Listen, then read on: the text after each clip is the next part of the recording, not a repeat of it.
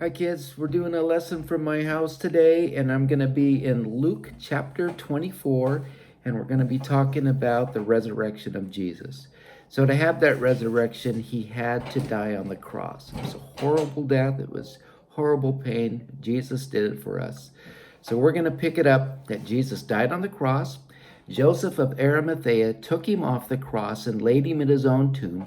He wrapped him in linen cloths, but he did not put the spices in. There were certain women there that had watched where Joseph had laid him, and seen that the stone was rolled over the entrance and sealed. And so we're going to pick it up right there. They went home that night and they prepared the spices for the next morning because they could not be out after dark that night. So here we go. Now, on the first day of the week, very early in the morning, they and certain other women with them came to the tomb bringing the spices which they had prepared. But they found the stone rolled away from the tomb. Then they went in and did not find the body of the Lord Jesus. And it happened, as they were greatly perplexed about this, that behold, two men stood by them in shiny garments. Then as they were afraid and bowed their faces to the earth, they said to them, Why do you seek the living among the dead? He is not here, but is risen. Remember how he spoke to you when he was still in Galilee, saying, The Son of Man must be delivered into the hands of sinful men, and be crucified, and the third day rise again. And they remembered his words. Then they returned from the tomb and told all these things to the 11 and to all the rest. It was Mary Magdalene, Joanna, Mary the mother of James, and the other women with them, who told these things to the apostles. And their words seemed like idle tales, and they did not believe them. But you know what happened was Peter and John, they raced to that tomb. John actually beats Peter to the tomb, but when Peter gets there, John stops. He doesn't want to go in. He's a little bit afraid. But Peter comes lagging behind, and when he gets there, he just goes right in, and he looks inside, and he sees the burial cloths. There's no body inside of it. It's just the linen cloths rolled up as if Jesus had passed through them, you guys. And so he went back and he was pretty amazed too. Well, on that same day, we're going to pick it up in Luke 24. Here we go. Now behold, two of them were traveling that same day to a village called Emmaus, which was 7 miles from Jerusalem. And they talked together of all these things which had happened. So it was while they conversed and reasoned that Jesus himself drew near and went with them. But their eyes were restrained, so they did not know him. So Jesus is walking with these two guys. We know one of them's name is Cleopas. They're walking along, and they're talking about what happened. Jesus was crucified. It was brutal. Did you see that? Did you hear him mocking him? Did you hear the people yelling at him and the blood? And the two that died on the cross next to him. Oh my gosh. We thought Jesus was going to save us, and they're talking among themselves, and along comes Jesus right beside him, and they don't recognize him, and he's letting them talk. He's listening to him, you guys. He's drawn near, and he's listening closely to him. And he said to them, What kind of conversation is this that you have with one another as you walk and are sad? Then one whose name was Cleopas answered and said to him, Are you the only stranger in Jerusalem, and have you not known the things which happened there in these days? Which is just amazing. He's talking to Jesus, and Jesus went through the pain. He went into the tomb. He arose, and here the guy asked him, Are you the only stranger who does not know? And Jesus knows. He knows everything. And Jesus said to them, What things? So they said to him, The things concerning Jesus of Nazareth, who was a prophet mighty in the deed and word before God and all the people, and how the chief priests and our rulers delivered him to be condemned to death and crucified him. But we were hoping that it was he who was going to redeem Israel. Indeed, besides all this, today is the third day since these things happened. Yes, and certain women of our company who arrived at the tomb early astonished us. When they did not find his body, they came saying that they had also seen a vision of angels who said he was alive. And certain of those who were with us went to the tomb and found it just as the woman had said, but him they did not see. It's incredible that so many of us have to see him to believe in him. Right now, we don't even get to gather at church because of this virus called the COVID-19 virus that we can't see. We can't see it with our naked eye, but you see it change everybody's lives. We're walking around with masks on. We have to keep 6 feet from each other. We can go to work. We can't go to work. We have certain restrictions. There's so much to it that's something we can't see that we don't want to get near, and it affects our life so much. But here we have Jesus that we can't see either. We can't physically see him.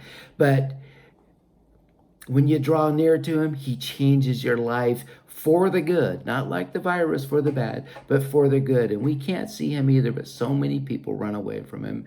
And I'm so glad that the Lord let me see who he is. And, guys, if you'd known me before and you see who I am now, you can see how Jesus worked in my life. And you can see that he truly is Jesus, the Lord, the Christ. So here we are, 24, verse 25. Then he said to them, this is Jesus talking to the two walkers going to Emmaus. Then he said to them, O foolish ones, and slow to heart to believe in all that the prophets have spoken. Ought not the Christ to have suffered these things and to enter into his glory? And beginning at Moses and all the prophets, he expounded to them in all the scriptures the things concerning himself. Then they drew near to the village where they were going, and he indicated that he would have gone farther. But they constrained him, saying, Abide with us, for it is toward evening, and the day is far spent. They actually grabbed a hold of him. They said, No, Jesus, don't go. Come with us. They're holding on to him. Now it came to pass, as he sat at the table with them, that he took bread, blessed it, and broke it, and gave it to them. Then their eyes were opened, and they knew him, and he vanished from their sight. And they said to one another, Did not our hearts burn within us while he talked with us on the road, and while he opened the scriptures to us? So they rose up that very hour and returned to Jerusalem, and found the 11 and those who were with them gathered together, saying, The Lord is risen indeed, and has appeared to Simon. And they told about the things that had happened on the road, and how he was known to them in the breaking of the bread. You guys, Jesus broke bread with the disciples many times. He loved to sit and dine with them.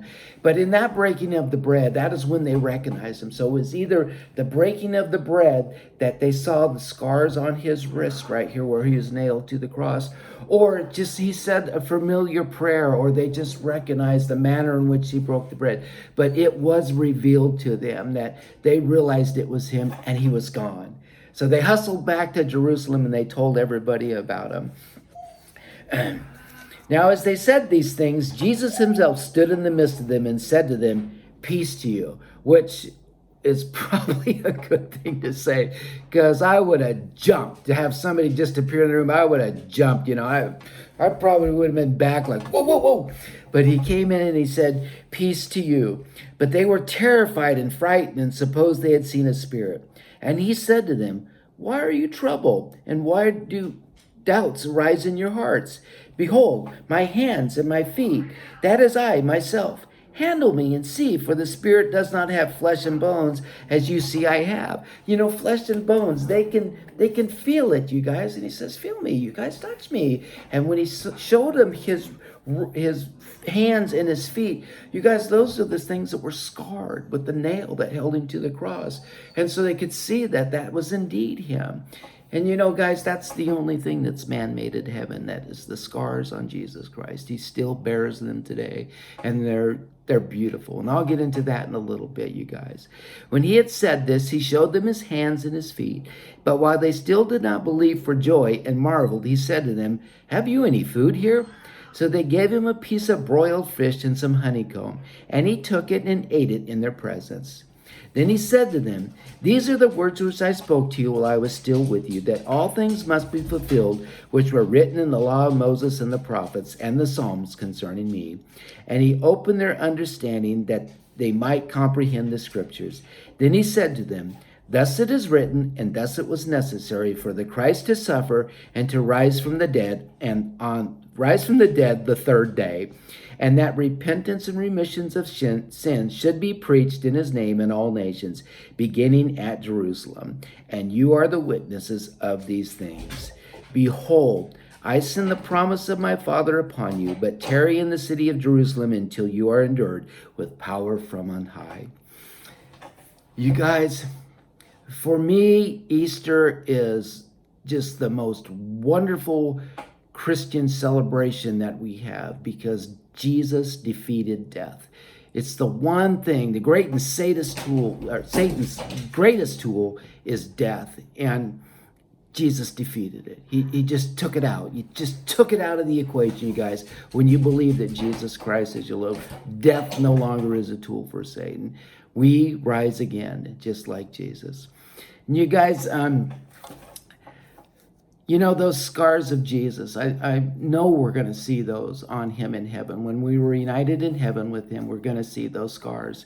And I'll tell you a story that a man told me during a vacation Bible school after our classes in the hallway. He told me this story, and it's called The Story of the Disfigured Women. And it touched my heart deeply because, I can relate to it very much. And so I'm going to share it with you guys.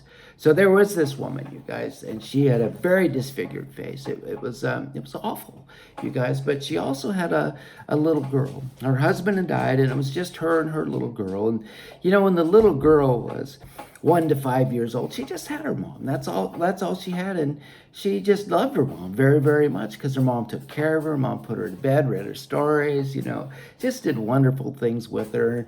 It was her and her mom, and she never saw her mom as being disfigured or ugly. Her face was different, but she just figured it was mom. Her mom loved her. And so when she finally started school, that first day of school was tough because she went to play with the other kids, and the other kids said, "No, we don't want to play with you because you're going to look like your mom when you grow up. You're going to be ugly." And so it really hurt her heart. And so this went on all through school. It went on. And pretty soon, when the mom would walk the little girl to school, the little girl would run ahead and she wouldn't walk with her mom. Or when she picked her up from school, she would run right out of the school grounds and go walk in front of her mother before she got home. And her mom knew. Her mom knew that she was ashamed of her, but her mom didn't care. She still loved her very much. And so, this went on for a few years that the girl was ashamed of her mom. And finally, one time, I think it was a Valentine's party at school, that she went to give a Valentine's to one of the cute boys in the classroom that she really liked. And the boy refused the Valentine's. He said, "No, you're nice and everything, and you're pretty now, but you're going to be ugly like your mom. And everybody will make fun of me if I hang around with you. So please take your Valentine's out of my bag." And, and the little girl was crushed. She was hurt, and she just cried silently at school. But when her mom came to pick her up, she ran out of the classroom and she ran home crying and just didn't wait for her mom. And so when her mom got there, she asked her, she goes, "Honey, what's wrong? What's wrong? Why are you crying? What's hurt you so bad? Can you tell it to me?" And the little girl looked at her and she just goes, "Mom, why did God make you so ugly? Nobody likes me because you're so ugly. Why did he do that to you? Why did he make you ugly? And I'm going to be ugly like you someday."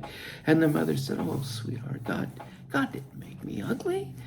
He didn't make me like this. This isn't God's creation." And she said, the little girl said, "Well, Mom, what happened?" She goes, "Well, I'll tell you." She goes, I was coming, I work nights because I have you. And I was coming home one night and came to a house and it was on fire. And the firemen are outside spraying the hoses on it. And the babysitter was sitting right there with a blanket wrapped around her. And I knew there was a baby in that house, and I came running up and I said, "Where's the baby?" And the babysitter said, she's in the house. I couldn't get her out. And the woman ripped that blanket off that babysitter and she put it around her head and she ran through that front door, right through the fire. She knew where that bedroom was, where that little girl was. And she kicked the door open and she got to the little girl, and the room wasn't on fire. The little girl was still safe. Well, she took that blanket off herself, and she wrapped that baby up in that blanket, and she ran out with the baby in the blanket. But when the mother said, when I ran out, that's when I got burned, and I caught on fire, and this is what happened when I saved that baby. I brought that baby out, but the baby was safe. And the little girl looked at her mother and just said, "Mom, you did that for a baby?" And she said, "Yes, I did." She goes, "Mom, who was the baby?" She goes, "Well, it was you." And just then, that little girl saw those scars as the most beautiful thing she had ever seen. That her mom gave of herself to save her. And those scars weren't ugly anymore. And that little girl put her hand up and she goes, Mom, would you walk me to school tomorrow? And the mom said, yes, I would. And she's been walking her to school ever since. Amen. God bless you guys. Have a happy Easter.